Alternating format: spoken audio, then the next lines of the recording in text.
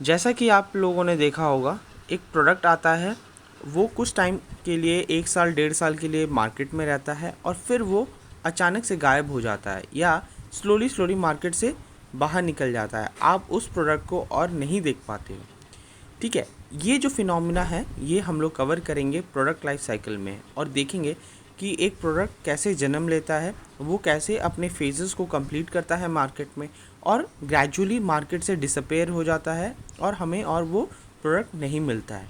So hello everyone, welcome to Daksh, a one stop solution to your academic courses. You are with Shubhendu and आज जो हम लोग topic discuss करने वाले हैं वो है product life cycle. So without any further delay, let's begin. So friends, product life cycle को अच्छी तरीके से समझने के लिए मैंने नोकिया का एग्जांपल लिया है। नोकिया का केस स्टडी सॉर्ट ऑफ आप समझ लो। तो इसको इजीली समझने के लिए नोकिया से हम लोग इसको रिलेट करके समझेंगे। जितने भी जो आपके इंट्रोडक्शनरी फेज़ है, ग्रोथ फेज़ है, मेचोरिटी फेज़ है, डिक्लाइन फेज़ है, जो सारे फेजेस है हम लोग नोकिया में कैसे वो फेजेस आए, कैसे उन्होंने नोकिया को इम्पैक्ट किया, कैसे नोकिया ने गलत डिसीजन लिया और वो मार्केट से बाहर निकल गई, कैसे उसका इतना बड़ा जो ह्यूज शेयर था इंडिया में, वो टॉप की ब्रांड थी इंडिया में एक टाइम पे। सो उसने कैसे लूज़ कर दिया अपना अपना वो शेयर जब वो अपने बूम पे मेचोरिटी में थी। सो ये सब चीज़ हम लोग देखेंगे डिटेल वे में। इसका एक वीडियो बना रखा है मैंने। आप इसका जो लिंक है मैं आई बटन और डिस्क्रिप्शन बॉक्स में दे दूँगा। आप प्लीज़ उससे जाके देखिए ताकि आपको जो ये टॉपिक है बहुत अच्छी तरीके से समझ में आए और आप इसको रिलेट कर सको, क्योंकि मोस्ट ऑफ़ यू जो आप इस वीडियो को देख रहे हो वो नोकिया से अवेयर होंगे। मे बी आप लोगों ने नोकिया का फ़ोन यूज़ किया भी होगा। Let me know in the comment section कि आपने यूज़ किया है कि नहीं। अगर आपने नोकिया का फ़ोन यूज़ किया है तो कौन सा फ़ोन यूज़ किया है, आपका नोकिया के साथ कैसा एक्सपीरियंस रहा है। सो गाइस, हम लोग आगे देखते हैं कि पीएलसी में क्या होता है और डिटेल में पढ़ते हैं इसके डिफरेंट स्टेजेस को। सो गाइस, इस स्लाइड में हम लोग एक ओवरव्यू देख लेते हैं कि पीएलसी में क्या क्या स्टेज होता है, प्रॉफिट कैसे हमारा स्पैन आउट करता है ओवर द टाइम, और सेल्स कैसे उस प्रॉफिट और सेल्स कैसे इंटर रिलेटेड हैं। इस स्लाइड से हम लोग एक ओवरव्यू देख लेते हैं। इसके बाद हम लोग अगले स्लाइड से हम लोग देखेंगे कि एक एक स्टेज को हम लोग डिटेल में पढ़ने की कोशिश करेंगे। ठीक है। सो आप लोग जैसे इस स्लाइड में देख सकते हो कि एक प्रोडक्ट जब डेवलप होता है, डेवलप का मतलब अगर जब एक कंपनी है उसको पता चला, उसने जब सर्वे किया तो देखा कि कुछ चीज़ की रिक्वायरमेंट है लोगों को। ठीक है, जो कस्टमर्स हैं उनको कुछ चीज़ की रिक्वायरमेंट है, या फिर वो ऐसा भी हो सकता है कि जो कंपनीज़ हैं उन्होंने एक आर्टिफिशियली वे में कुछ गैप्स को बनाया हो और कस्टमर्स को कुछ चीज़ का रिक्वायरमेंट शो किया हो कि आपको इस चीज़ की रिक्वायरमेंट है। ठीक है, वो तो उन्होंने ना एक प्रोडक्ट डेवलप किया। ठीक है, जब वो प्रोडक्ट डेवलप हुआ, जैसे कि आप समझो कि ड्रोन्स की रिक्वायरमेंट पहले नहीं थी। वो ड्रोन्स का जो कंसेप्ट है वो बहुत नया कंसेप्ट है।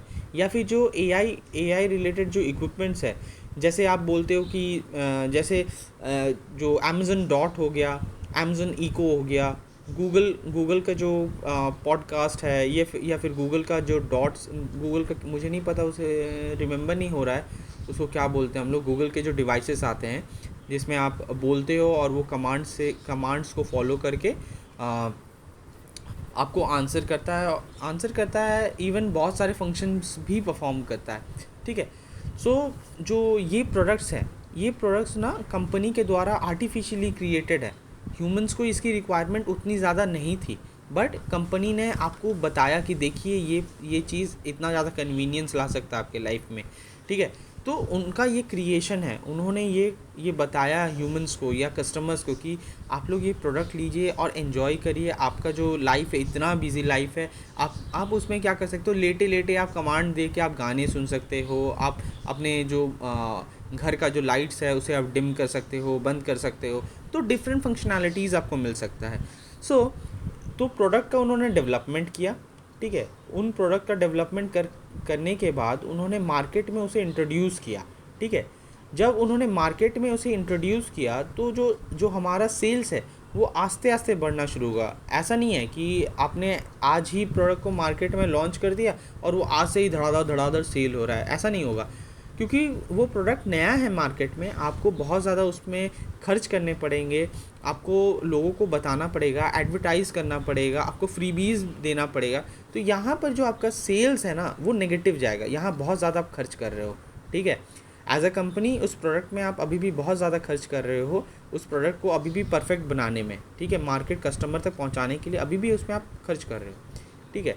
तो अब क्या हुआ, आपने बहुत ज़्यादा प्रमोशन किया, लोगों को पता चलने लग गया, आपका हल्का हल्का सेल्स होना शुरू हो गया। जब आप अगले स्टेज में आओगे, ग्रोथ स्टेज में, यहाँ पर क्या हो रहा है ना, अब आप अपने प्रॉफिट अर्न करना शुरू कर रहे हो। लोगों को पता चल गया कि हाँ ये फलाना आपका प्रोडक्ट है, ये प्रोडक्ट का ये यूज़ है, हम लोग उसको ऐसे तरीके से यूज़ कर सकते हैं। ये जो मॉडल है इस प्रोडक्ट को एडवर्टाइज़ करती है, तो डैम श्योर है ये प्रोडक्ट बहुत अच्छा है। सो वो प्रोडक्ट को ले रहे हैं, आपने अब मास प्रोडक्शन स्टार्ट कर दिया है, तो आपका जो प्रॉफिट है वो अब इंक्रीज़ हो गया है, ठीक है। प्रॉफिट आपने इंक्रीज़ कर लिया है, देखिए यहाँ पर आप प्रॉफिट इंक्रीज़ हो रहा है, ठीक है, प्रॉफिट इंक्रीज़ हो रहा है, तो उसके साथ साथ आपका सेल्स भी इंक्रीज़ हो रहा है। अब क्या हो रहा है, आप आ रहे हो मैच्योरिटी में। मैच्योरिटी क्या है, आपका सैचुरेशन पॉइंट है। अब आपका जो प्रोडक्ट है वो हर कस्टमर्स के पास है, उसका जो इनोवेशन है आप हल्के से मॉडिफिकेशन कर सकते हो, उसके प्राइसिंग में हल्के से चेंज कर सकते हो। आप जो एक नया इनोवेटिव प्रोडक्ट आप लेके आए थे मार्केट में, अब क्या हो रहा है, जो दूसरे ब्रांड के लोग हैं उन्होंने भी आपके प्रोडक्ट को कॉपी करना शुरू कर दिया है, सिमिलर सॉर्ट ऑफ प्रोडक्ट्स आ गए हैं मार्केट में। तो आपका जो शेयर है वो अब आस्ते आस्ते कम होना शुरू हो गया है। जब आपका शेयर कम होना शुरू हो गया है मार्केट से, तो आपका जो सेल्स है, सेल्स डिक्लाइन करना शुरू होगा, क्योंकि आपका ऑल्टरनेटिव आ गया है प्रोडक्ट का। जब ऑल्टरनेटिव आ गया है प्रोडक्ट का, जब आपका सेल्स डिक्लाइन हो गया, तो आपका डैम श्योरिटी है कि आपका प्रोडक्ट भी, प्रॉफिट भी आपका डिक्रीज़ होगा। जब प्रॉफिट डिक्रीज़ हो रहा है, अब हम लोग आ जाएंगे अगले स्टेज में, जो कि हमारा डिक्लाइनिंग फेज़ है। डिक्लाइन फेज़ में क्या हो रहा है कि अब आपका जो प्रोडक्ट है वो आउटडेटेड हो गया है, ठीक है। अब उसमें आप और कुछ इनोवेशन नहीं कर पा रहे हो, आउटडेटेड हो गया है, लोगों के पास अब हो गया है, अब वो 2-3 साल पुराना हो गया है, हर कस्टमर्स के पास आ गया है। तो अब क्या हो रहा है, अब आपका प्रोडक्ट और वो वैल्यू नहीं प्रोवाइड कर पा रहा है कस्टमर्स को। So profit will decrease, sales will also decrease, क्योंकि सेल आपका डिक्रीज़ हो रहा है तो प्रॉफिट डिक्रीज़ होगा। बट आप तो भी उसमें प्रॉफिट अर्न कर सकते हो, उसमें कुछ प्राइस स्ट्रैटेजी चेंज करने के बाद। बट तो आप क्या होगा, इनिशियली अब क्या होगा, यहाँ पर आप उस प्रोडक्ट को फीज आउट कर दोगे और उसको अपने जो प्रोडक्ट लाइन है उससे बाहर निकाल दोगे, ठीक है। तो इसके बाद हम लोग देखते हैं, डिटेल में स्टडी करेंगे एक एक स्टेज को, ठीक है। जो सबसे पहला स्टेज है हमारे प्रोडक्ट लाइफ साइकिल का, वो है इंट्रोडक्शन स्टेज, ठीक है। इंट्रोडक्शन स्टेज एक ऐसा स्टेज है जहाँ पर जो प्रोडक्ट है उसको इनिशियली मार्केट में लॉन्च किया जाता है। तो जब कोई भी प्रोडक्ट जब इनिशियल मार्केट में लॉन्च होगा, तो उसका जो मार्केट होगा वो छोटा होगा, ठीक है, क्योंकि अभी उसने मार्केट को कैप्चर नहीं किया है, अभी नया है वो, लोग उतना ज़्यादा उस प्रोडक्ट के बारे में नहीं जानते हैं, ठीक है। सो उसका जो इनिशियल मार्केट होगा वो छोटा होगा। अब जब नया आप प्रोडक्ट को लॉन्च करते हो, तो उसको एडवर्टाइज़ करने के लिए, उसको लोगों तक पहुंचाने के लिए आप बहुत ज़्यादा उसमें एक्सपेंडिचर करते हो। एक्सपेंडिचर इन द सेंस खर्चे आप करते हो रिसर्च एंड डेवलपमेंट में, देन ट्रायल एंड टेस्टिंग में, देन आप उसको लॉन्च करने में जो एडवर्टीज़मेंट कर रहे हो, प्रमोशन कर रहे हो, आप कोई बॉलीवुड एक्टर एक्ट्रेसेस से उसको प्रमोट करवा रहे हो। तो जो पब्लिक रिलेशन उसमें से आप जो इस्टेब्लिश कर रहे हो, तो उसमें बहुत ज़्यादा आप हेवी कॉस्ट उसमें लगता है। सो जब कोई भी आपका नया प्रोडक्ट जब मार्केट में लॉन्च होता है, तो इनिशियली वो लॉस मेकिंग होता है, वो प्रॉफिट मेकिंग नहीं होता है, ठीक है। सो उसके बाद वो प्रॉफिट मेकिंग में आते हैं, बट इनिशियली जो है उसमें कॉस्ट बहुत ज़्यादा आता है एज़ पर द इनकम। हम लोगों को बहुत ज़्यादा कॉस्ट उठाना पड़ता है उस प्रोडक्ट में। आपके लिए मैंने यहाँ पर शॉर्ट में सारे जो है पॉइंट्स वो मैंने डाल दिए हैं, जो कि आपको ईज़ी रहेगा इसको समझने के लिए। बट ओवरऑल मैंने आपको बता दिया है कि जो जो इनिशियल इंट्रोडक्टरी फेज़ है एक प्रोडक्ट का वो कैसा होता है, वो क्यों लॉस मेकिंग होता है।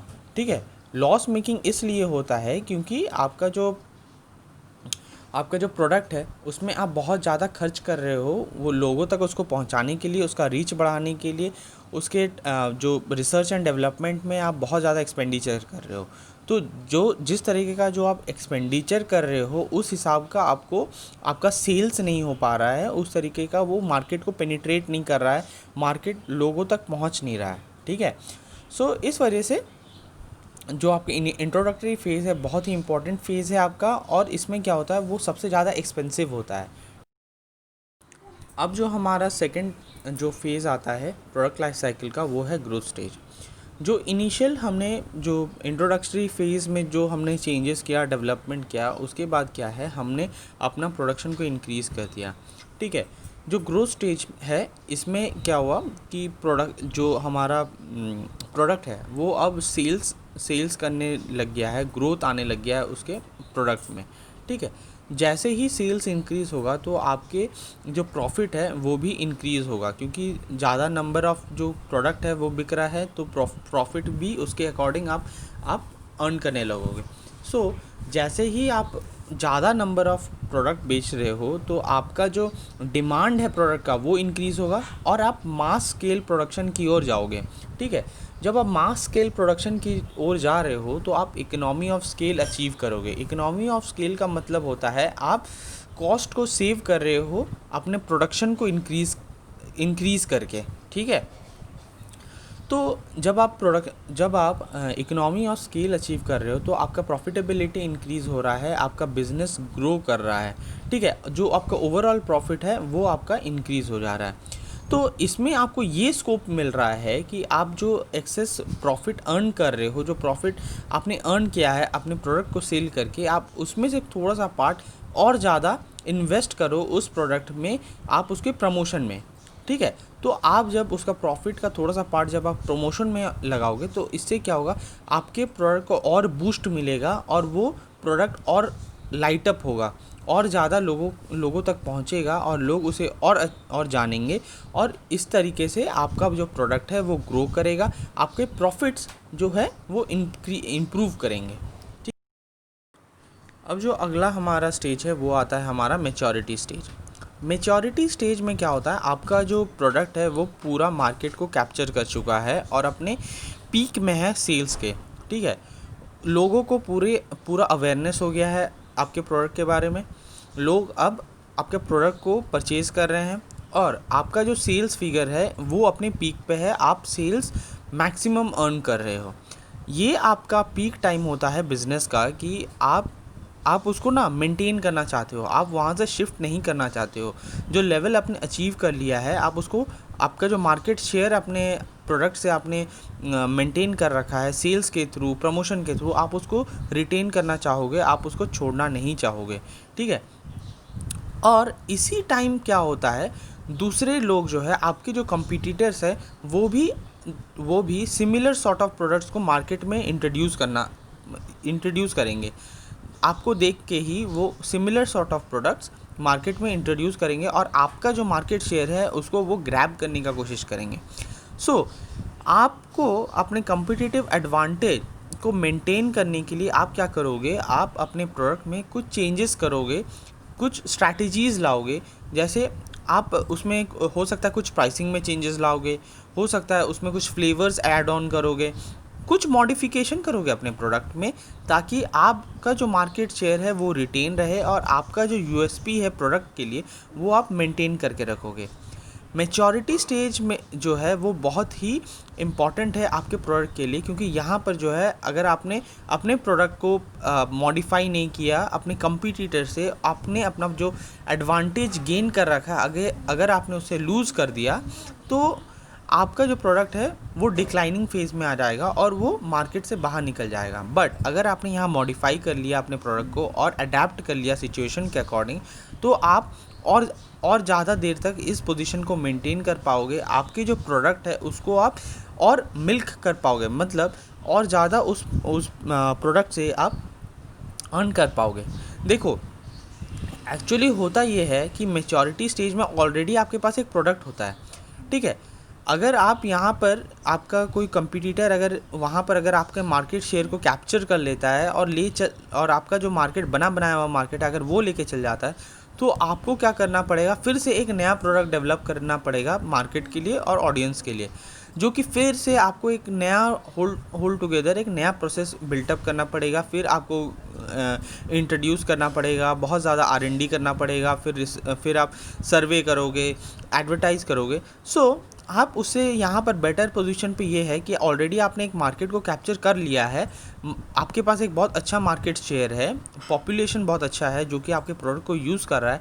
आपको बस खाली हल्का हल्का मॉडिफाई करना है आपके प्रोडक्ट को, ताकि आपका जो कम्पिटिटिव एडवांटेज है प्रोडक्ट्स दूसरे ब्रांड से, दूसरे कंपटीटर से, आप उसको मेंटेन करके रखो और अपना एक USP बना के रखो, ठीक है। सो होप आपको ये जो मैच्योरिटी स्टेज है वो अच्छे तरीके से समझ में आया होगा। जो लास्ट स्टेज है हमारा जो प्रोडक्ट लाइफ साइकिल का, वो है डिक्लाइनिंग स्टेज। देखिए, डिक्लाइनिंग स्टेज में क्या होता है कि जो आपका जो मार्केट शेयर आपने जो गेन कर रखा है, जो आपका एडवांटेज हुआ करता था, अब क्या है, वो जो प्रोडक्ट है आपका, वो जो मास्टरपीस आपने बनाया था, अब लोगों को उसकी और रिक्वायरमेंट नहीं है। लोगों का जो टेस्ट एंड प्रेफरेंस है वो अब चेंज हो रहा है, ठीक है। देखिए, इसमें क्या होता है ना, इसमें दो केस होता है। या तो होता है कि आपका प्रोडक्ट को सबने यूज़ किया है, अब लोगों के पास आपका प्रोडक्ट है और वो प्रोडक्ट की रिक्वायरमेंट नहीं है, ठीक है। एक सर्टेन पॉइंट ऑफ टाइम तक आपका प्रोडक्ट को सब यूज़ करेंगे, उसके बाद क्या होगा कि यार सबके पास तो है वो प्रोडक्ट, वो फिर से क्यों लेंगे, ठीक है। तो ये इसमें क्या होता है, फिर लोगों के पास अगर वो ऑलरेडी है तो वो सेकंड प्रोडक्ट लेना नहीं पसंद करेंगे, ठीक है। और एक केस ये होता है कि आपका जो प्रोडक्ट है अब आउटडेटेड हो गया है और उसके जगह पे कुछ नया इनोवेशन आ गया है, नया प्रोडक्ट आ गया है, जो कि आपके प्रोडक्ट से बहुत ज़्यादा एफिशिएंट है, इफ़ेक्टिव है और कॉस्ट वर्थ है, ठीक है, वर्थ परचेजिंग है। सो लोग उसको परचेज़ करना पसंद कर रहे हैं। तो आपका जो डिमांड है आपके प्रोडक्ट का, वो डिक्लाइन कर चुका है। इसमें आप एग्जांपल ले सकते हो फ़ोन्स का, ठीक है। आज से अगर 3-4 साल पहले का जो फ़ोन है या फिर लास्ट ईयर का ही जो फ़ोन है, मान लीजिए कि एप्पल का SE जो मॉडल है, वो जब भी आया हो, क्या आप उसको अभी लेना पसंद करोगे? नहीं। ऑब्वियस सी बात है, क्यों लोगे आप उस प्रोडक्ट को? अगर वो प्रोडक्ट है 30,000 का मिल रहा है और सेम केस आज अगर आप कोई प्रोडक्ट ले रहे हो 30,000 का, उसमें डिफरेंस आ जाएगा। आपको स्क्रीन का जो रेजोल्यूशन है वो बेटर मिलेगा, कैमरा क्वालिटी बेटर मिलेगा नया प्रोडक्ट में, आपको प्रोसेसर है वो बेटर मिलेगा, तो आप क्यों पुराना प्रोडक्ट लोगे? तो ग्रेजुअली क्या होगा, जो पुराना प्रोडक्ट है उसका जो नीड है, उसका रिक्वायरमेंट है, वो डिक्रीज़ होते जाएगा मार्केट में। तो जब उस प्रोडक्ट का नीड और रिक्वायरमेंट जब कम हो रहा है तो उसका डिमांड डिक्रीज़ हो गया। तो डिमांड डिक्रीज़ होने की वजह से जो कंपनी है उसको स्टिल, अगर उसके पास वो प्रोडक्ट है, अगर उसको वो सेल करना चाहती है, उससे प्रॉफिट अर्न करना चाहती है, तो वो क्या करेगी, उसमें थोड़ा सा एडिशनल वो डिस्काउंट देगी या उस पर थोड़ा सा रीपैकेजिंग करने का कोशिश करेगी, उसमें कुछ फ्रीबीज़ देने का कोशिश करेगी, एक्सटेंडेड वारंटीज़ देने का कोशिश करेगी, ताकि जो उसके पास रिमेनिंग प्रोडक्ट्स है या फिर उसके पास वो प्रोडक्ट जो है उसको वो बेच सके और उससे जो रिमेनिंग है वो थोड़ा सा प्रॉफिट अर्न कर ले। बट डिक्लाइनिंग फेज़ में क्या होता है, एक प्रोडक्ट का ये एंड है, वो डेथ है उस प्रोडक्ट का। सो जब वो अपने डेथ तक पहुंच चुका है तो वो कंपनी क्या करेगी, उस प्रोडक्ट को आस्ते आस्ते करके फेज़ आउट करके मार्केट से बाहर निकाल देगी, ठीक है। क्योंकि अब उस प्रोडक्ट को मार्केट में रखने का कोई मतलब नहीं बनता है, उसमें और एडिशनल खर्च करने का कोई मतलब नहीं बनता है, क्योंकि लोगों को और वो प्रोडक्ट पसंद नहीं आ रहा है। सो वो प्रोडक्ट को वो बाहर निकाल के कुछ नया प्रोडक्ट, कुछ इनोवेटिव प्रोडक्ट वो फिर से लॉन्च करने की कोशिश करेगी और फिर से वो अपने प्रोडक्ट लाइफ साइकिल में आ जाएगी, जो इनिशियल हम लोगों ने स्टार्ट किया था, जो कि इंट्रोडक्टरी फेज।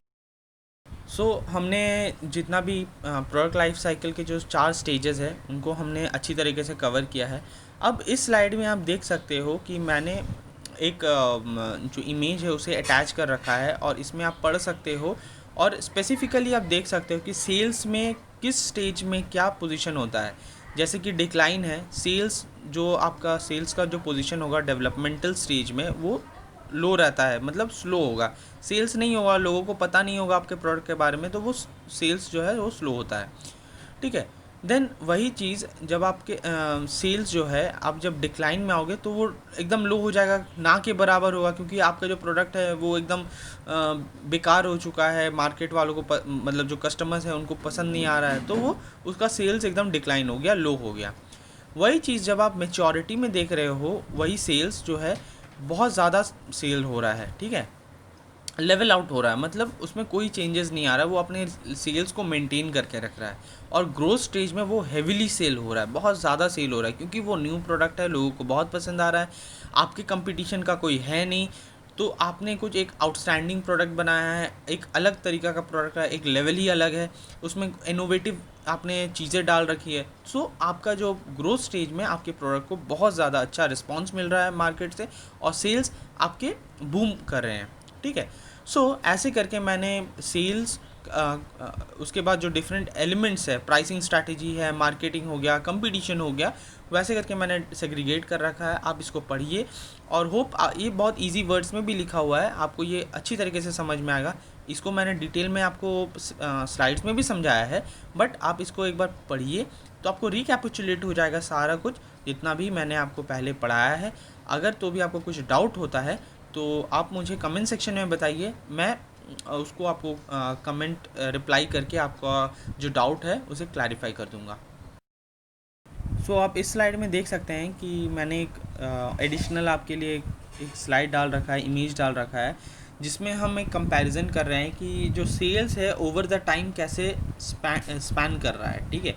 जो हमारे 4 या 5 स्टेजेस थे, तो उसमें जो ये सेल्स है हमारा वो कैसे अप से लेके डाउन हो रहा है, कैसे वो डिक्लाइन कर रहा है, वो हमें पता चल रहा है। जैसे हमने पहले भी पढ़ा कि इंट्रोडक्टरी फेज़ में हमारा सेल्स बहुत कम होता है, तो वही चीज़ फिर ग्रोथ में थोड़ा सा स्टेबिलिटी आता है, मेच्योरिटी में वो स्टक करता है, वो अपना पोजीशन को मेंटेन करता है और बहुत अच्छा पोजीशन अपना मेंटेन करता है, मार्केट उसका कैप्चर्ड रहता है, तो वो अपना लेवल को मेंटेन करना चाहता है।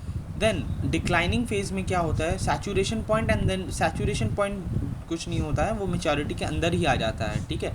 सैचुरेशन पॉइंट एज इन मतलब होता है कि आपने अब एक जो लेवल है अपना टच कर लिया है, अब जो आपका प्रोडक्ट है वो लोगों तक पहुंच चुका है, अब और कोई नए कस्टमर्स नहीं हैं आपके प्रोडक्ट को लेने वाले, तो वो सैचुरेशन पॉइंट है, ठीक है। बियॉन्ड इसके ऊपर आपको अब या तो इनोवेशन करो उस प्रोडक्ट में, या तो उसमें कुछ ड्रास्टिक चेंज करिए अपने प्रोडक्ट में, या तो अब आप एक नया प्रोडक्ट लेके आइए, ठीक है। तो जो एंड हमारा जो स्टेज है वो हमारा डिक्लाइनिंग स्टेज होता है। तो ओवर द टाइम ये एक बताता है कि हमारे जो सेल्स है वो कैसे स्पैन आउट कर रहा है ओवर द टाइम, ठीक है।